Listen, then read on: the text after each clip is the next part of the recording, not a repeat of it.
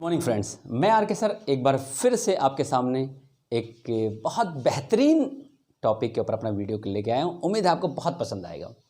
सामने बोर्ड पे एक वर्ड लिखा हुआ है विश्वास, और उसके नीचे मैंने एक स्क्वायर की फॉर्म में कुछ बनाया है, उसके बीच में लिखा है फ्रेम। आज हम ये समझने की कोशिश करेंगे, पहले ये समझें कि फ्रेम क्या है, ये विश्वास क्या है, और इस टॉपिक पे मैं क्या बताऊंगा। एक सवाल आपसे है कि कौन सा ऐसा फ्रेम है। फ्रेम आप समझ रहे हैं, फोटो फ्रेम जो होता है, आपने देखा होगा। कोई भी पिक आप कोई भी पिक मान लीजिए, किसी की भी पिक, आप एक छोटे बच्चे की मान लीजिए पिक है, ये फ्रेम के अंदर है। अगर ये फ्रेम के अंदर है आपकी ये पिक, तो ये पिक जो है, इस पिक का कलर, इस पिक के ऊपर जो चीज़ें हैं वो धीरे धीरे डिमिश हो सकती हैं 10, 20, 25 साल के बाद। लेकिन क्या ये जो फ्रेम है ये छोटा बड़ा हो सकता है? ये फ्रेम जितना है उतना ही रहेगा। ये फ्रेम कभी छोटा बड़ा नहीं हो सकता है, जबकि ये पिक्चर यहाँ से डिमिश हो सकती है। तो मैं आज इसी बारे में आपको समझाने की कोशिश कर रहा हूँ कि एक फ्रेम ऐसा है जो हमेशा छोटा बड़ा होता रहता है। वो ऐसा कौन सा फ्रेम है? वर्ल्ड का एक ऐसा फ्रेम है, वो है आपका विश्वास, आपका बिलीफ। आपका बिलीफ हमेशा छोटा बड़ा होता रहता है। बिलीफ का जो फ्रेम है ये, इसका साइज कम ज़्यादा होता रहता है, और उसके रिजल्ट भी बहुत बहुत अमेजिंग और बहुत बहुत डेंजरस भी आते हैं। तो चलिए बच्चों, आपके लिए ये फ्रेम जो मैं बिलीफ का जो फ्रेम लेके आया हूँ, जो छोटा बड़ा होता रहता है, आज उसको कांस्टेंट करेंगे, आज उसको रोक के रखेंगे। आज कोशिश करेंगे कि हमारा ये बिलीफ का फ्रेम ये गड़बड़ाए नहीं। तो जितने भी बच्चे टारगेट अचीवर हैं, जितने भी बच्चे अपनी लाइफ में गोल लेके काम कर रहे हैं, जितने बच्चे अपनी लाइफ में बहुत बहुत बहुत ऊंचाई पे जाना चाहते हैं, तो आपको एक बात का ध्यान रखना है कि आपके बिलीफ का जो फ्रेम है वो गड़बड़ाना नहीं चाहिए। आपके विश्वास का फ्रेम गड़बड़ाना चाहिए। बहुत सारे केसेस में हमने मान लीजिए एक टारगेट अचीव किया, हमने टारगेट लिया कि हमको 95% मार्क्स लेने हैं, ये इसका एक फ्रेम है। इसके लिए हमने तैयारी शुरू की, और उसके बाद कुछ प्रॉब्लम आना शुरू हुई। कुछ लोगों ने हमको छीटाकसी करनी शुरू की, हमारे टीचर ने हमको डांट दिया, हमारे फ्रेंड सर्कल ने कुछ कह दिया।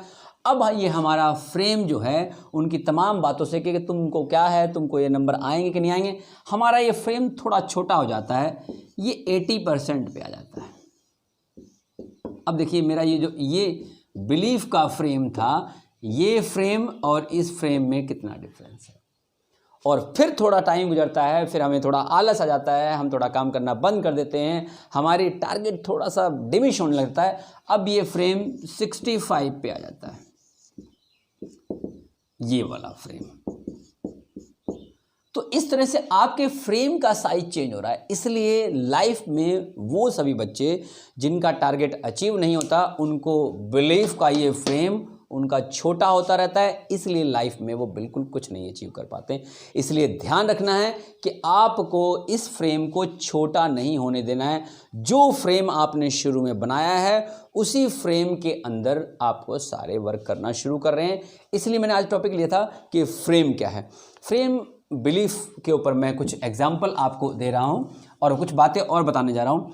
जब आप एक फ्रेमवर्क तैयार करते हैं, एक फ्रेम दिमाग में लाते हैं कि इस दायरे के अंदर, और ये चीज़ जो मैंने डिसाइड की है उसमें मुझे काम करना है, तो होता क्या है, शुरू में जब आप बिलीव करते हैं किसी चीज़ में, तो जब किसी चीज़ में मान लीजिए आपने बिलीव किया कि मुझे IAS ऑफिसर बनना है, मुझे UPSC के एग्ज़ाम में बैठना है, मुझे डॉक्टर बनना है, मुझे इंजीनियर बनना है, तो मान लीजिए मैं आपको यहाँ लिख देता हूँ IAS, यहाँ लिख देता हूँ IAS ऑफिसर, या आपको डॉक्टर बनना है, या आपको इंजीनियर बनना है, ठीक है, या आपको फोटोग्राफर बनना है, फोटोग्राफर। ये तो जब आप अपना एक फ्रेम तैयार करते हैं, किसका? बिलीफ का, तो ये बहुत छोटा सा कहीं कोने में बना होता है, इतना छोटा सा, इससे भी छोटा बना होता है। ये फ्रेम बन जाता है, ये आपको दिखाई नहीं देता है। इस बहुत ध्यान सुनिएगा, ये फ्रेम ये कहीं ना कहीं इस डॉट की फॉर्म में होता है, जो इन फ्यूचर में आपके सामने आने वाला होता है, ये डॉट की फॉर्म में होता है। अब आप बहुत सारी तैयारी करते हैं, बहुत सारी स्ट्रेटजी बनाते हैं, थोड़ा काम करना शुरू करते हैं, तो मैं स्टेप बाय स्टेप दिखा रहा हूं कि ये कैसे काम हो रहा है। पहले ये फ्रेम आपका आईएएस का इतना छोटा सा फ्रेम होता है, आपने विश्वास से काम करना शुरू किया, उसके बाद धीरे धीरे आपने थोड़ा काम बढ़ाया, थोड़ी स्टडी बढ़ाई, थोड़ा पेशेंस रखा, ये फ्रेम ऐसा हो गया, फिर ये फ्रेम थोड़ा सा ऐसा हो गया, फिर ये फ्रेम थोड़ा सा ऐसा हो गया, फिर ये फ्रेम थोड़ा सा ऐसा हो गया, और बाद में ये फ्रेम, एक्चुअल फ्रेम आपका इस फॉर्म में आ गया। अब आप ये देखिए, ये फ्रेम आपका इस फॉर्म में आया जो कि आपका रिजल्ट है। ये है आपका बिलीफ का फ्रेम। आप अपने बिलीफ को डगमगाने नहीं देंगे, बिलीफ का जो फ्रेम है वो बना रहने देंगे।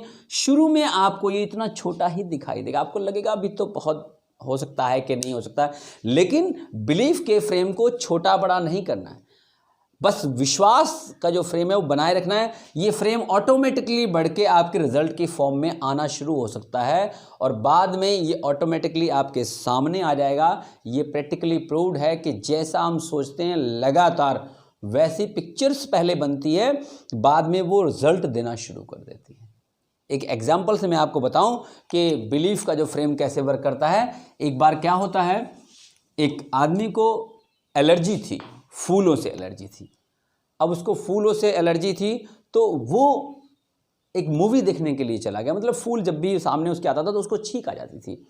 वो एक थिएटर में एक मूवी देखने के लिए गया। जब वहाँ मूवी देखने के लिए गया तो उसकी बगल की जो सीट खाली थी उस पर एक महिला आके 15-20 मिनट की मूवी जब ख़त्म हो गई थी, आके वो बैठ गई और उसके बालों में, उसके जूड़े में एक फूल लगा हुआ था।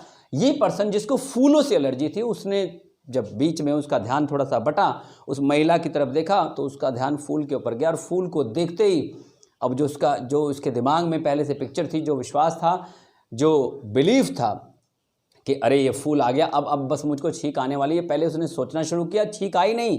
फिर थोड़ी देर तक उसने सोचा महिला को मैं कुछ बोल दूं, फिर और देखने लग गया और सोचने लग गया। उसका बिलीफ जो है छोटे से बड़ा होते होते आ गया, जबकि हो कुछ नहीं रहा था एक्चुअल में, और बाद में उसको बहुत तेज छींक आना शुरू हो गई। उसने महिला से कहा कि एक्सक्यूज़ मी मैम, आपके जो ये जूड़े में आपने फूल लगाया हुआ है इसको आप हटा लीजिए, मुझे इससे एलर्जी है।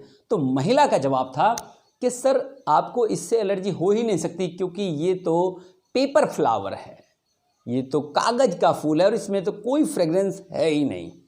अब यहाँ देखने वाली बात क्या है कि एक कागज़ के फूल जिसमें कोई फ्रेगरेंस नहीं थी और उस पर्सन को जिसको फूल की फ्रेगरेंस से एनर्जी थी, लेकिन उसका बिलीफ उसको देखते देखते इतना बड़ा हुआ और पिक्चर फॉर्म में आ गया और उसके दिमाग ने वर्क करना शुरू किया और उसको छींक आ गई।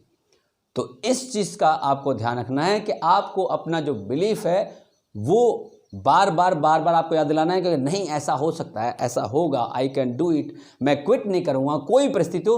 तो आपका बिलीफ का फ्रेम बहुत स्ट्रॉन्ग हो जाएगा और अंत में आपको बहुत अच्छे रिजल्ट देने वाला है। मैंने एक उलट एग्जाम्पल से आपको समझाने की कोशिश की है। तो आइंदा आज के बाद आपका जो ये विश्वास का जो फ्रेम है इसको आपने डगमगाने नहीं देना है। ये किसी भी परिस्थिति में आपका जो बना रखा है आपने बहुत बड़ा, जो इस कॉर्नर में एक विज़न में इतना बड़ा फ्रेम बना हुआ है, इसको छोटा, उससे छोटा, उससे छोटा, इससे भी छोटा, इससे भी छोटा, इससे भी छोटा, इससे भी छोटा, इतना छोटा करते नहीं जाना है, बल्कि ये फ्रेम का विश्वास इस तरह से बनना शुरू होना चाहिए। ये फ्रेम का विश्वास का जो फ्रेम है ये इस फॉर्म में आके आपको रिजल्ट देना चाहिए।